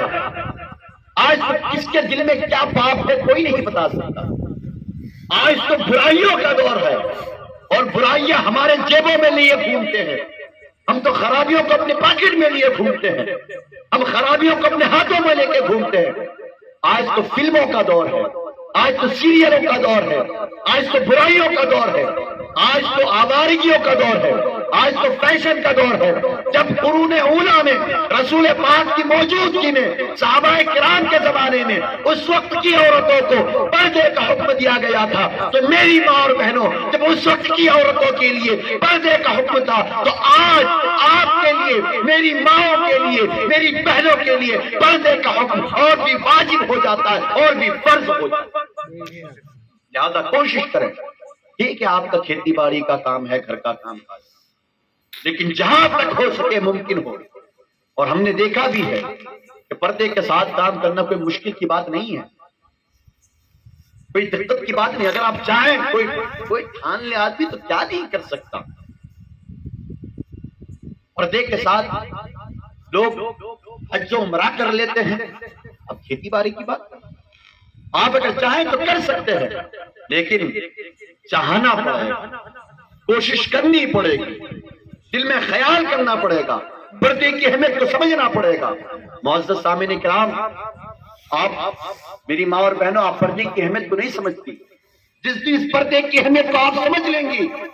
جس دن اس پردے کی عظمت کو آپ سمجھ لیں گی, اس دن آپ کبھی پردے سے باہر نہیں نکلیں گے, اس دن آپ کبھی اپنے آپ کو بے پردہ نہیں کریں گے, اس دن کبھی آپ غیر محرم کے سامنے نہیں آئیں گے. لہذا پردے کی اہمیت کو سمجھیے, پردے کی عظمت کو سمجھیے, اسے اپنائیے, اسے ایک مرتبہ اپنا کر تو دیکھیے, پھر اس کی برکتیں دیکھیے, پھر اس کی عزتیں دیکھیے, پھر اس کی عظمتیں دیکھیے. اللہ اکبر کبیرہ. آپ اگر چاہتی ہیں کہ آپ کی نسل باوقار ہو, آپ کی نسل عزت والی ہو, آپ کی اولاد عزت والی ہو, آپ کی اولاد اخلاق والی ہو, آپ کی اولاد کردار والی ہو, تو سب سے پہلے ضروری ہے کہ اپنی اولاد کو اخلاق دینے سے پہلے, اپنے اولاد کو کردار دینے سے پہلے, اپنے اولاد کے اخلاق اور کردار کو, اس کے کیریکٹر کو مضبوط کرنے سے پہلے اپنا کیریکٹر مضبوط کریں, اپنا اخلاق مضبوط کریں, اپنا کردار مضبوط کریں. اپنے اولاد کو نیک بنانا چاہتے ہیں تو پہلے خود نیک بن جائیں, اور نیک تبھی بن پائیں گے جب شریعت مطہرہ پر مکمل عمل کریں گے, شریعت کے ایک ایک حکم پر عمل کریں گے, شریعت کے ایک ایک فرمان پر عمل کریں گے. پردہ بھی شریعت کا حکم ہے. آپ پردے کو اپنا کر کے تو دیکھیے, آپ کی نسلوں پر, آپ کی نسلوں تک, آپ کی پیڑھیوں تک پردے کا فیضان جاری و ساری ہو جائے. اللہ تبارک و تعالی ہمیں شریعت مطہرہ اور پردے کی اہمیت کو سمجھنے کی اور پردہ کرنے کی اور اس پر عمل کرنے کی توفیق عطا فرمائے. معزز سامعین کرام, میں عرض کر رہا تھا کہ جناب ابو طالب رسول پاک صلی اللہ علیہ وسلم کی کفالت کر رہے تھے, اور حضور صلی اللہ علیہ وسلم اپنے اخلاق اور کردار سے, اپنے کیریکٹر سے پورے مکہ کی سرزمین پر پورے مکہ والوں کو بتا رہے تھے کہ دیکھ لو, میرا کردار دیکھ لو, میرا اخلاق دیکھ لو, میرا کیریکٹر دیکھ لو. پہلے تم مجھے اپنے اخلاق اور کردار سے مجھے مان لو، پہلے تم مجھے امین مان لو، پہلے تم مجھے صادق مان لو، پہلے تم میرے اخلاق و کردار کو مان لو، پھر میں اپنی نبوت کا اعلان کروں گا۔ چنانچہ یہی ہوا کہ مکہ والے رسول پاک کی صداقت اور ان کی امانت کو دیکھتے ہوئے انہیں صادق و امین کہہ کر پکارتے تھے، محمدین الصادق کہہ کر پکارتے تھے، محمدین الامین کہہ کر پکارتے تھے۔ جب بھی رسول پاک کا نام لینا ہوتا تھا تو ساتھ میں امین و صادق لگا کر کے نام لیا کرتے تھے۔ پورے مکہ والے رسول پاک کی سچائی اور ان کی امانت داری کی قسمیں اٹھایا کرتے تھے۔ رسول پاک صلی اللہ علیہ وسلم جب ان کی عمر شریف تقریباً 23 یا 24 سال کی ہو جاتی ہے تو ان کی امانت اور صداقت کو دیکھتے ہوئے جناب حضرت خدیجہ الکبریٰ جو مکہ کی بہت بڑی تاجر تھی، مکہ کی بہت بڑی رئیس تھی اور شریف عورتوں میں جن کا شمار ہوتا تھا، حضرت جناب خدیجہ الکبریٰ بہت بڑی تاجر تھی، بہت بڑی بزنس مین تھی۔ ان کے بزنس کا حال یہ تھا کہ جب مکہ سے کوئی قافلہ کسی تجارت کے لیے، کسی بزنس کے لیے دوسرے ملک کی طرف سفر کرتا تھا تو اس قافلے میں، اس پورے قافلے میں ان پورے مسافروں کے جتنے مال و اسباب ہوتے تھے، جتنے جانور ہوتے تھے، اتنے ہی جانور، اتنا مال و اسباب اکیلا حضرت خدیجہ الکبریٰ کا ہوا کرتا تھا۔ اتنی مالدار عورت تھی، اتنی بڑی بزنس مین تھی۔ اب حضرت خدیجہ الکبریٰ کیونکہ وہ عورت تھی لہذا وہ دور دراز کا سفر اکیلے نہیں کر سکتی تھی، لہذا ان کی یہ ایک عادت تھی کہ اپنا مال مکہ کے لوگوں کے ذریعے، مکہ کے اچھے لوگوں کے ذریعے، مکہ کے ایماندار لوگوں کے ذریعے وہ اپنا مال تجارت دوسرے ملکوں میں بھیجا کرتے تھے، دوسرے ملکوں میں بھیجا کرتی تھی، اور پھر ان لوگوں کو اس کا معاوضہ دے دیا جاتا تھا۔ اور معاوضے کے دو طریقے ہوتے تھے، یا تو آپ معاوضہ دو طریقوں پہ دیا جاتا تھا، یا تو جو آپ مال تجارت لے کے جا رہے ہیں اس کی آپ تنخواہ لیجیے، پگار لیجیے، اب چاہے منافع ہو چاہے نقصان ہو وہ میرا۔ ایک تو یہ طریقہ تھا، اور دوسرا تھا وہ تو اس طرح آج کل ہوتا ہے کہ ہم کسی کو نوکری پہ رکھتے ہیں اور اس کے ذریعے کوئی چیز بھجواتے ہیں کہیں پہ، اور ایک طریقہ تھا کہ اس کو اپنے تجارت میں پارٹنر کر لیا جاتا کہ آپ مال میرا ہے، بزنس کرنا ہے آپ کو، اس میں جو بھی نفع ہوگا اس کا اتنا پرسنٹ آپ کو دے دیا جائے، اس کو بیع مضاربہ کہا جاتا ہے۔ تو حضرت خدیجہ اپنا مال و اسباب دے کر کے مکہ سے لوگوں کو بھیجا کرتی تھی قافلے والوں کے ساتھ۔ جب رسول پاک کے مرشد بور تو نہیں ہو رہے نا، بور ہو رہے ہیں، ختم کر دوں حلوہ نا، ایک مرتبہ مچل کے کہہ دیجیے سبحان اللہ، سبحان اللہ، کیونکہ چہرے مہرے تھوڑے سے بیٹھے بیٹھے لگ رہے ہیں۔ حضرت خدیجہ الکبریٰ جب ان تک رسول پاک کے اخلاق اور کردار، ان کی امانت اور صداقت کی خبر پہنچتی ہے، حضرت خدیجہ الکبریٰ نے رسول پاک صلی اللہ علیہ وسلم کو بھی خبر پہنچائی کہ اگر آپ ہمارا مال لے کر کے جائیں بزنس میں ساتھ میں قافلہ والوں کے ساتھ، تو اوروں کو جتنا میں معاوضہ دیتی ہوں اس سے 2 گنا زیادہ معاوضہ آپ کو میں دوں گی۔ اللہ اکبر کبیرہ۔ رسول پاک صلی اللہ علیہ وسلم اس سے پہلے ایک ہی مرتبہ تجارت کے لیے اپنے چچا کے ساتھ 12 سال کی عمر میں ملک شام گئے تھے، اس کے بعد دوبارہ 12 سال کا عرصہ گزر چکا ہے، بیچ میں رسول پاک صلی اللہ علیہ وسلم کبھی کسی ملک کا سفر نہیں کرتے ہیں، کبھی کسی بزنس ٹرپ میں نہیں جاتے ہیں، کوئی ایکسپیرینس نہیں ہے، کوئی تجربہ نہیں ہے، پھر بھی حضرت خدیجہ کو اعتماد کتنا ہے، یقین کتنا ہے کہ کہتی ہے کہ اوروں کو جتنا معاوضہ دیتی ہوں اس سے 2 گنا زیادہ معاوضہ۔ یہ ایکسپیرینس اور تجربہ کی بنیاد پر نہیں تھا بلکہ رسول پاک کے اخلاق اور کردار کی مضبوطی کی بنیاد پر۔ چنانچہ رسول پاک صلی اللہ علیہ وسلم تیار ہو جاتے ہیں، کیونکہ جناب ابو طالب کی تنگ دستی تھی، رسول پاک تیار ہو جاتے ہیں اور حضرت خدیجہ الکبریٰ ان کے ساتھ اپنے غلام میسرہ جس کا نام تھا اس کو بھی ساتھ میں کر دیتے اور حکم دیتی ہیں کہ سفر میں ان کے ساتھ ساتھ رہنا اور ان کی خدمت کرتے رہنا، اور یہ جیسا کہیں ویسا کرنا، اور ان کے ساتھ کیا حالات پیش آتے ہیں، کیسے بزنس کرتے ہیں، کیسا دھندا کرتے ہیں، اس کی رپورٹ مجھے آ کر کے دیں۔ جناب میسرہ اور رسول پاک صلی اللہ علیہ وسلم سفر کرنے کے لیے نکل جاتے ہیں ملک شام۔ اب اس سفر میں پھر بصرہ پہنچتے ہیں، پھر اسی کلیسا میں پہنچتے ہیں، پھر اسی چرچ میں پہنچتے ہیں۔ اب کی بار وہ جو پادری تھا، وہ جو راہب تھا، وہ جو पोप था, ईसाइयों का जो धर्म गुरु था, वो बदल जाता है। पहले जर्जीस नाम का एक राहिब था, अब नस्तूरा नाम का एक राहिब रहने लगता है, उसका नाम होता है नस्तूरा। इत्तेफाक की बात, उसकी भी वही पुरानी आदत, क्योंकि जो तौरेत हो, ज़बूर हो, इंजील हो, हर जगह हमारे रसूल की बशारतें दी हुई थी। तो जो उन किताबों का आलिम हुआ करता था, वो इसी कोशिश में रहता था कि कहीं ना कहीं हमको मोहम्मद अरबी की उस आखिरी नबी की ज़ियारत हो जाए, उनसे मुलाकात हो जाए। और वो जानते थे कि वो नबी यही मक्का और मदीना और शाम के इर्द गिर्द कहीं पे मबरूस होगा, लिहाजा वो यहूद और नसारा उन जमीनों में फैल चुके थे, वहीं पे वो रहते थे। तो अर्ज करने का मतलब यह है कि वो नस्तूरा जब उसने देखा एक काफिला वाला आया है, तो वो बड़ी गौर से देखने लगा, और देखने के बाद जो मैसरा, जो हजरत खदीजा का जो गुलाम था, इसको अपने पास बुलाया। बुलाने के बाद कहा कि ये तुम्हारे साथ है, ये कौन है? तो कहा कि ये मेरी जो मालिकन है, उसके बिजनेस पार्टनर है, उनका माल और असबाब लेकर के आए। तो कहा अच्छा इनका नाम क्या है? इनका नाम मोहम्मद है। इसके बेटे हैं, अब्दुल्लाह के बेटे, उनके वालिद का इंतकाल हो गया। कहा क्या ये कबीले कुरैश से ताल्लुक रखते हैं? हाँ, कबीले कुरैश से ताल्लुक रखते हैं। मैसरा ने पूछा कि तुम इनके बारे में क्यों पूछ रहे हो? तुम तो कभी किसी के बारे में पूछते नहीं थे। तो उन्होंने कहा कि ये जिस दरख्त के नीचे उतरे हैं, जिस दरख्त के नीचे ये आराम कर रहे हैं, आज तक इस दरख्त के नीचे कोई इंसान आराम नहीं किया, कोई इस दरख्त के नीचे उतरा नहीं। अब ये कुदरत का करिश्मा है कि हमारी किताबों में लिखा हुआ है कि ये जो दरख्त लगा हुआ है, इस दरख्त के नीचे जो उतरेगा वही आखिरी नबी होगा, वही आखिरी रसूल होगा। ये जो इस दरख्त के नीचे आराम कर रहे हैं, तो मुझे खबर हो गई, मुझे पता चल गया कि यही आखिरी नबी है, यही आखिरी रसूल है। अब मैसरा कहने लगा कि ये आखिरी नबी क्या होता है, आखिरी रसूल क्या होता है? तो नस्तूरा ने उसको सारी हकीकत बताई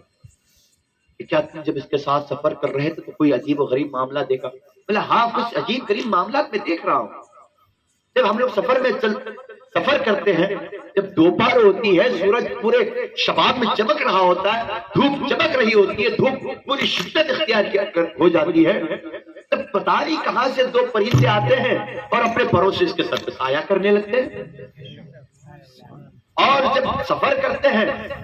तो हमको दाएं बाएं से कुछ आवाजें सुनाई देती है, उन आवाजों को मैं समझ तो नहीं पाता हूं। हाँ, ये इन आवाजों का जवाब देता है,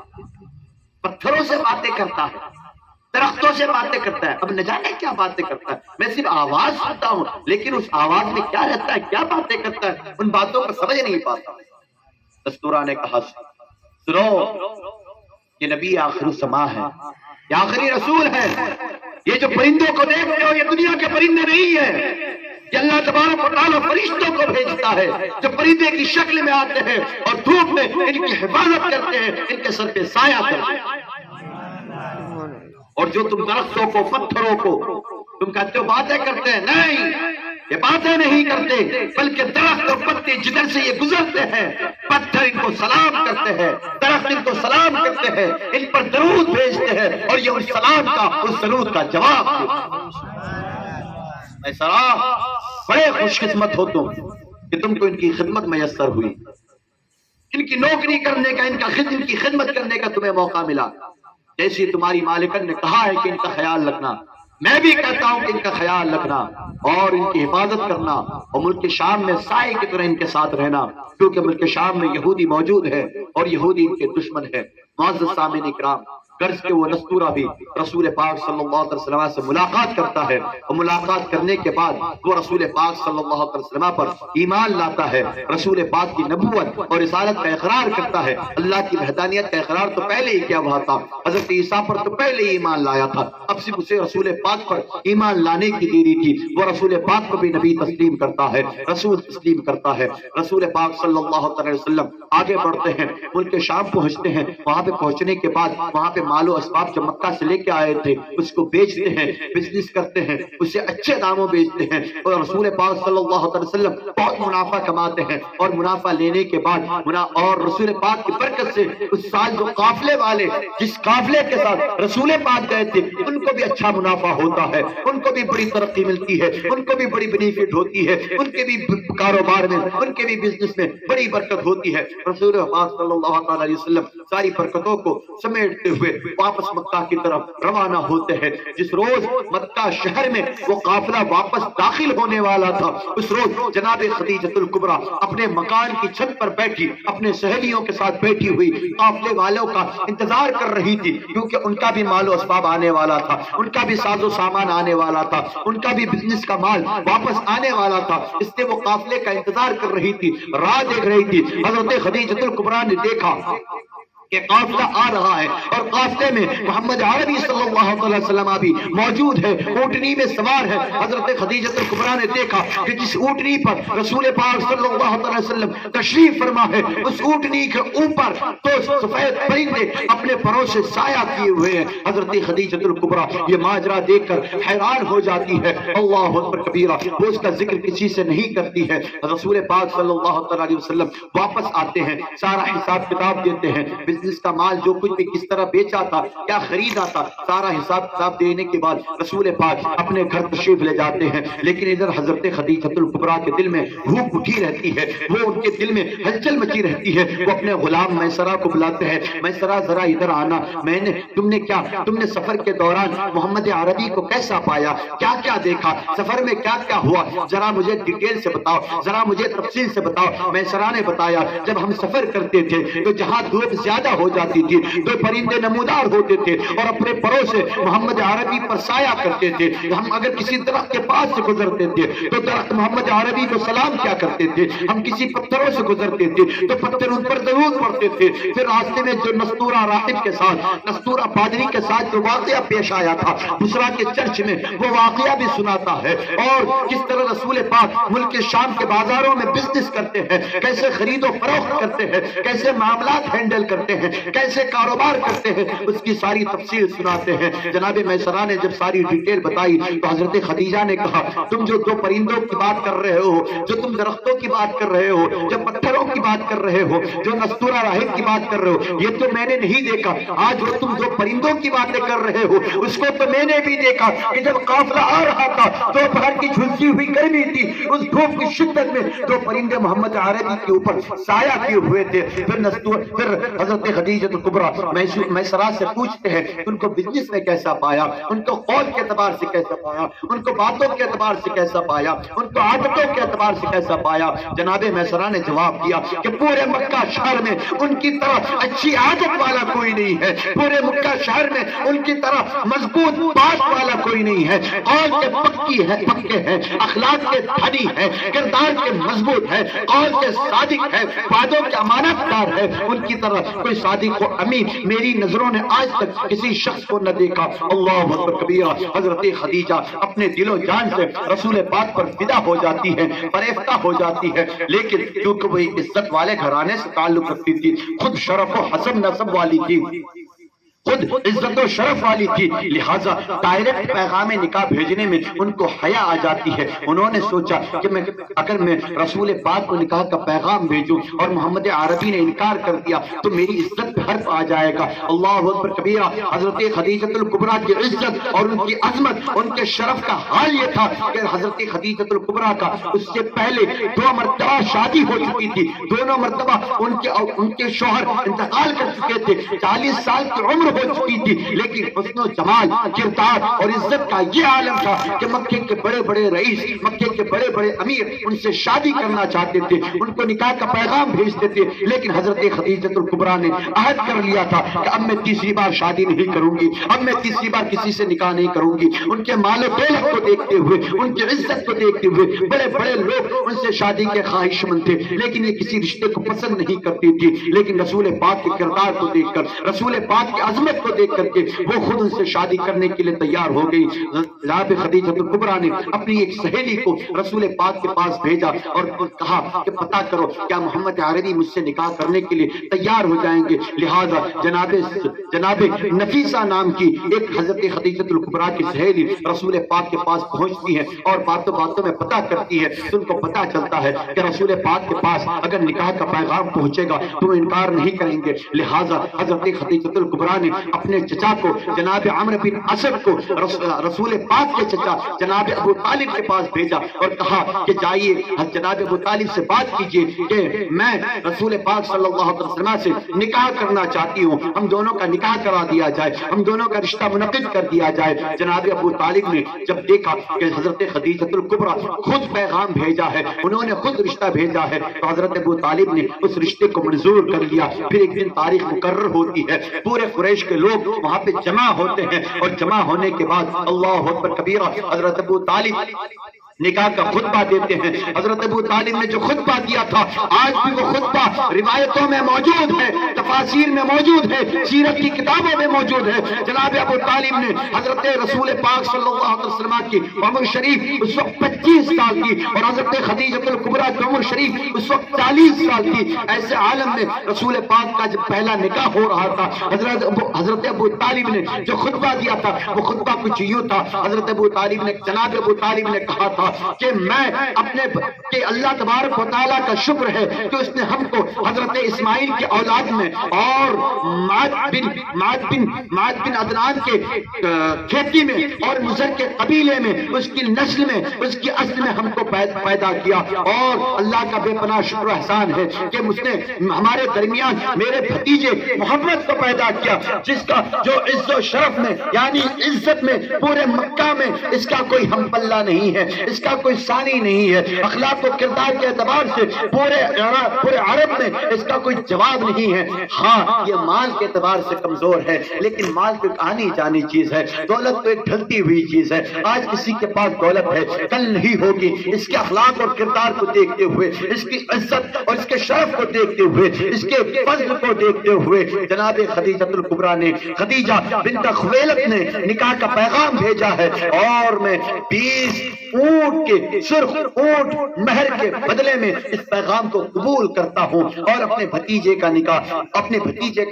خدیجہ الکبریٰ سے کرتا ہوں۔ اس کے بعد حضرت خدیجہ الکبریٰ کے جو چچا زاد بھائی تھے جناب ورقہ بن نوفل، یہ بھی تورات اور انجیل کے بہت بڑے عالم تھے، انشاءاللہ ان کا بھی بیان آگے آئے گا۔ ان کو جناب ابو طالب ریکویسٹ کرتے ہیں کہ آپ بھی کچھ بیان کر دیجئے۔ جناب ورقہ بن نوفل کھڑے ہوتے ہیں اور حضرت جناب رسول پاک صلی اللہ علیہ وسلم کی عزت اور ان کی فضیلت کی تعریف کرتے ہوئے جناب ابو طالب سے کہتے ہیں کہ ابو طالب جیسا کہ آپ نے کہا کہ ہاں ہم بڑے عزت والے ہیں، ہم بڑے شرف والے خاندان میں پیدا ہوئے ہیں، ہماری پہلے سے بڑی عزت ہے، لیکن یہ جو لڑکا ہے، یہ جو محمد ابن عبداللہ ہے، یہ پورے خاندان کا نور نظر ہے، پورے خاندان کا لخت جگر ہے۔ اس کے اخلاق و کردار، ہمارا تو صداقت کا کوئی ثانی نہیں ہے، کوئی جواب نہیں ہے۔ میری چچا زاد بہن خدیجہ نے جو فیصلہ کیا ہے، میں اس فیصلے پر راضی ہوں، اور اس فیصلے پر مجھے خوشی ہو رہی ہے کہ اس نے اپنے رفیق حیات کے لیے، اپنے شریک زندگی کے لیے ایسے نوجوان کا انتخاب کیا، ایسے نوجوان کو پسند کیا۔ جتنی مہر تم نے قائم کی ہے میں اس مہر پر قائم ہوں، اور اتنی مہر کے بدلے میں اپنی چچا زاد کا نکاح، اپنی چچا زاد بہن کا نکاح تمہارے بھتیجے جناب محمد ابن عبداللہ کے ساتھ کر رہا ہوں۔ معزز سامعین کرام، کہنے کا مطلب یہ ہے 25 سال کی عین جوانی کے عالم میں رسول پاک نے 40 سال کے ایک بار کے نہیں بلکہ 2 بار کے بیوہ عورت سے شادی کی۔ معزز سامعین کرام، رسول پاک اگر چاہتے تو 25 سال کی نوجوانی میں وہ اپنی ہی ہم عمر کسی عورت سے شادی کر سکتے تھے، اور ہر عورت آج کا اگر زمانہ دیکھا جائے، آج کا اگر حال دیکھا جائے تو یہی ہوتا ہے۔ ہر نوجوان یہ چاہتا ہے کہ میری شادی کسی کنواری سے ہو، میری شادی کسی کم عمر سے ہو، لیکن رسول پاک کی 25 سال عین جوانی کی عمر ہے، اس کے باوجود ایک 40 سالہ بیوہ سے شادی کر رہے ہیں۔ کیوں؟ کیونکہ اس سے پہلے ملک عرب ہو یا ملک عجم ہو، دنیا کا کوئی کونا ہو، بیواؤں کو بڑی حقارت کی نظر سے دیکھا جاتا تھا، بڑی ذلت کے ساتھ دیکھا جاتا تھا، بڑا وحشیانہ سلوک کیا جاتا تھا، بڑی انسانیت سوز رویہ ان کے ساتھ اپنایا جاتا تھا، ان کو طرح طریقے سے ستایا جاتا تھا، ان کو تانے دیے جاتے تھے، ان کا سماجی اور معاشرتی بائیکاٹ کیا جاتا تھا، ان کا سوشل بائیکاٹ کیا جاتا تھا، سماج میں معاشرے میں ان کا زندگی گزارنا دوبر کر دیا جاتا تھا، وہ سر اٹھا کر کے اپنی زندگی گزار نہیں سکتی تھی، پریشان رہتی تھی۔ رسول پاک نے عین جواری کے عالم میں ایک بیوہ سے شادی کر کے قیامت تک کے انسانوں کو پیغام دے دیا کہ یہ بیوائیں جو ہوتی ہے یہ عیب کی چیز نہیں ہوتی، یہ ذلت کی چیز نہیں ہوتی، یہ حقارت کی چیز نہیں ہوتی، بلکہ یہ عورتوں کو مردوں کے لیے اللہ تبارک و تعالیٰ کی طرف سے حسین تحفہ ہے، اور مردوں کے دلوں کا سکون اور چین۔ رسول پاک ایک 40 سالہ بیوہ سے شادی کر کے عورت کا مقام اونچا کر دیا، مسلمانوں کو پیغام، پوری دنیا کو پیغام دے دیا کہ تم بیواؤں کو نیچی نگاہ سے دیکھتے ہو، کم تر نظر سے دیکھتے ہو، یہ کم تر نظر سے دیکھنے کے قابل نہیں بلکہ شریک زندگی بنانے کے قابل ہے، اپنی پلکوں میں بسانے کے قابل ہے۔ معزز سامعین کرام، رسول پاک صلی اللہ علیہ وسلم نے جو پیغام دیا اس پیغام پر عمل کرنے کا وقت ہے۔ آج بھی ہمارے معاشرے میں یہ ہوتا ہے کہ اگر کوئی عورت ہری پڑی جوانی میں بیوہ ہو جاتی ہے تو عمومی طور پر ہم اس کو چھوڑ دیتے ہیں، اس کو اکیلا چھوڑ دیتے ہیں۔ یہ صرف شاید آپ کے بھوجپرا میں ہو نہ ہو، لیکن یہ عمومی طور پر ہمارے ہندوستان کا ماحول بن چکا ہے، پورے ہندوستان کی بات کر رہا ہوں۔ ایک تو ہمارے اندر ایک برائی ہے کہ ہم دھڑا دھڑ اپنی بیویوں کو طلاق دینا شروع کر دیتے ہیں، تھوڑا سا معاملہ نہیں ہوتا طلاق طلاق طلاق۔ مسلمانوں، حلال کی ہوئی چیزوں میں سب سے زیادہ ناپسندیدہ چیز اللہ کے نزدیک اگر کوئی ہے تو وہ طلاق ہے۔ اللہ اکبر۔ حلال ہے لیکن اللہ کو بہت زیادہ ناپسند ہے، سب سے زیادہ ناپسند ہے۔ اسی لیے رسول پاک نے فرمایا